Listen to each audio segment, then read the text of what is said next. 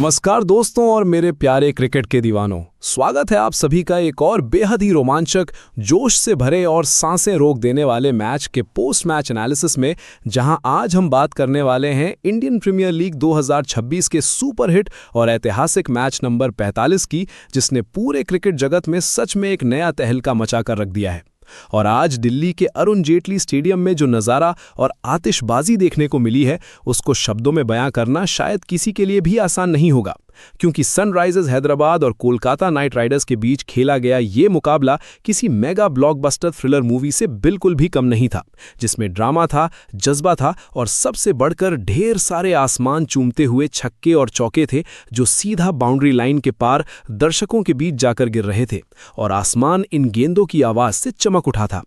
इस यादगार और महत्वपूर्ण मैच की शुरुआत होती है टॉस के उस अहम पल के साथ, जहां सनराइजर्स हैदराबाद के कप्तान पैट कमिंस ने टॉस जीता और पिच का बहुत ही बारीकी से मुआयना करने के बाद बिना किसी हिचकिचाहट के और पूरे आत्मविश्वास के साथ पहले बल्लेबाजी करने का बहुत बड़ा और आक्रामक फैसला लिया। और उनका ये फैसला आगे चलकर इस मैच में कितना सही और घातक साबित होगा, इसका अंदाजा शायद कोलकाता नाइट राइडर्स के कप्तान अजिंक्य रहाणे और उनकी पूरी टीम को शुरुआत में बिल्कुल भी नहीं रहा होगा। पिच पर शुरुआती नमी का फायदा उठाने और पावर प्ले में जल्दी विकेट्स निकालने की केकेआर की सारी उम्मीदें और बनाई गई रणनीति तब धरी की धरी रह गईं, जब एसआरएच के दोनों सलामी बल्लेबाज ट्रेविस हेड और अभिषेक शर्मा एक अलग ही इरादे और ऊर्जा के साथ मैदान पर उतरे और उन्होंने पहले ही गेंद से ऐसी तबाही मचानी शुरू कर दी कि केकेआर के दिग्गज गेंदबाजों को समझ ही नहीं आ रहा था कि गेंदें कहां फेंकें, फील्ड कहां सेट करें और इस रन फेस्ट को कैसे रोकें। पावर प्ले के इन शुरुआती 6 ओवर्स का बखूबी और पूरी तरह से फायदा उठाते हुए अभिषेक शर्मा ने मैदान के हर कोने को अपना निशाना बनाया और सिर्फ 16 गेंदों का सामना करते हुए 32 रन ठोक डाले, जिसमें उन्होंने 4 दमदार चौके और 2 आसमान चूमते हुए विशाल छक्के लगाए। और उनका ये 200 का स्ट्राइक रेट सीधा ये बताने के लिए काफी था कि आज एसआरएच की टीम सिर्फ एक बड़ा स्कोर नहीं, बल्कि एक ऐतिहासिक पहाड़ खड़ा करने के मजबूत इरादे से मैदान पर आई है और किसी भी हाल में रुकने वाली नहीं है। जब अभिषेक शर्मा 6.5 ओवर्स में 92 रन्स के विशाल ओपनिंग पार्टनरशिप के बाद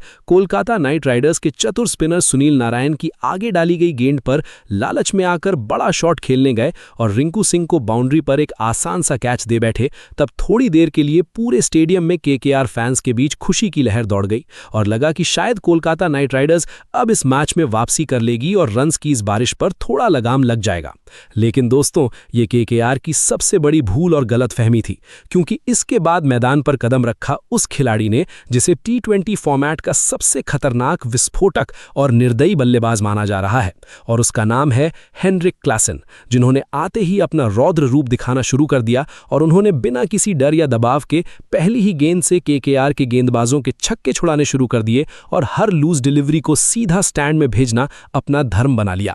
क्लासन ने अपनी इस ऐतिहासिक और धमाकेदार पारी को इतने बेहतरीन ढंग से आगे बढ़ाया कि वरुण चक्रवर्ती और सुनील नारायण जैसे दुनिया के बेहतरीन स्पिन दिग्गजों की लाइन और लेंथ भी पूरी तरह से बिगड़ गई और उन्हें समझ नहीं आया कि कौन सी डिलीवरी डालें, क्योंकि क्लासन ने सिर्फ 39 गेंदों का सामना करते हुए 105 रन्स की एक ऐसी नाबाद और चमत्कारी पारी खेल डाली, जिसे देखकर अरुण जेटली स्टेडियम में बैठा हर एक दर्शक अपनी जगह से खड़े होकर तालियां बजाने पर मजबूर हो गया और केकेआर का खेमा बिल्कुल शांत पड़ गया। इस तूफानी शतक में क्लासन के आग उगलते बल्ले से 7 कड़क चौके और 9 करारे छक्के निकले, जिन्होंने सीधा स्टेडियम की छत और दर्शकों की भीड़ को छू लिया। और उनका ये 269 का बेहतरीन स्ट्राइक रेट ये बताने के लिए काफी था कि आज एसआरएच की टीम सिर्फ एक बड़ा स्कोर नहीं, बल्कि एक ऐतिहासिक पहाड़ खड़ा करने के मजबूत इरादे से मैदान पर आई है और किसी भी हाल में रुकने वाली नहीं है। इस विशालकाय रन्स के पहाड़ जैसे लक्ष्य को देखकर कोलकाता नाइट राइडर्स के खेमे में एक गहरा सन्नाटा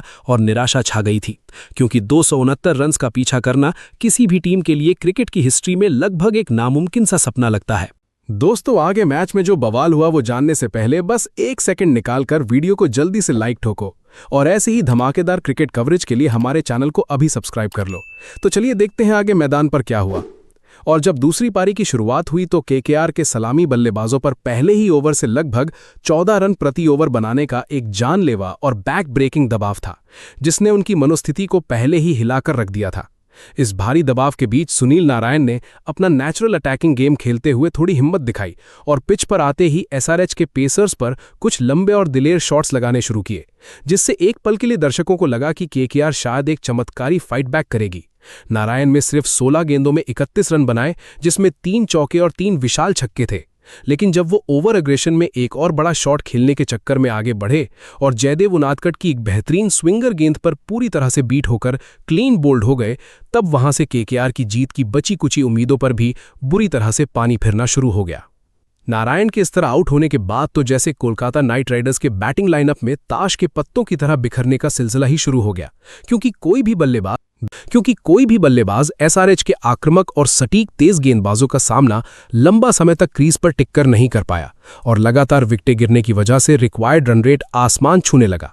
कप्तान अजिंक्य रहाणे, जिनसे इस हाई प्रेशर और मुश्किल हालात वाले मैच में एक बड़ी, जिम्मेदार और अनुभवी पारी की सख्त उम्मीद थी, वो लगातार बढ़ते स्कोरबोर्ड के दबाव में आकर हवा में एक गलत शॉट खेल बैठे और सिर्फ 8 गेंदों में 15 रन बनाकर अभिषेक शर्मा के हाथों जयदेव उनादकट की ही एक और चतुर और धीमी गेंद पर कैच आउट हो गए, जिससे केकेआर की बची हुई उम्मीद और भी टूट गई। वहीं रिंकू सिंह, जो डेथ ओवर्स में अपने ऐतिहासिक छक्कों और लाजवाब मैच फिनिशिंग स्किल्स के लिए पूरे क्रिकेट जगत में बेहद मशहूर हैं, वो भी आज कुछ खास चमत्कार नहीं कर सके और सिर्फ 6 गेंदों का सामना करते हुए 9 रन बनाकर हर्ष दुबे की एक खतरनाक घूमती हुई गेंद पर नीतीश कुमार रेड्डी को अपना आसान सा कैच थमा बैठे, जिससे मैदान में बैठे सभी दर्शकों को बिल्कुल साफ हो गया कि अब इस पॉइंट से केकेआर के लिए ये मैच जीतना या पास आना भी बिल्कुल असंभव है। मिडिल ऑर्डर में आकर मनीष पांडे ने थोड़ी लड़ाई जरूर की और अपनी 23 गेंदों की संघर्ष भरी पारी में 2 चौके और 3 छक्कों की मदद से 37 रन जोड़े, पर जब वो और ज्यादा अटैक करने के इरादे से उनादकट की स्लोअर गेंद पर डिसीव होकर